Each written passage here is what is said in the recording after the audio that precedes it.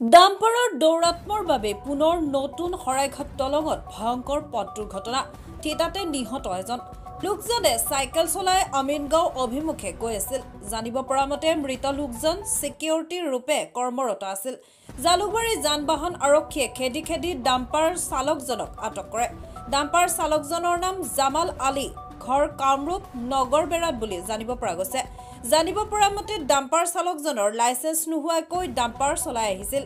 জালুকবাৰী যান-বাহন আৰক্ষী উপস্থিত হয় লোকজনক মৰণোত্তৰ পৰীক্ষাৰ বাবে জিএমচিএইচলৈ প্ৰেৰণ কৰে এতিয়ালৈকে মৃত ব্যক্তিজনৰ পৰিচয় জানিব পৰা হোৱা নাই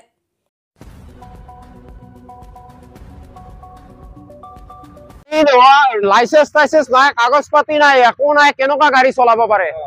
ইহঁতক জ্বলাই দিব লাগে গাড়ীও জ্বলাব লাগে ড্ৰাইভাৰো জ্বলাই দিব গাড়ী চলাব নোৱাৰো এনেকুৱা গাড়ী চলাই ইহঁতে আমি এইখিনি দেখা পাইছো চাইকেল তলত সোমাই আছে মানুহ ডেড বডি কৰি দিলে কিয় এনেকুৱা গাড়ী চলাই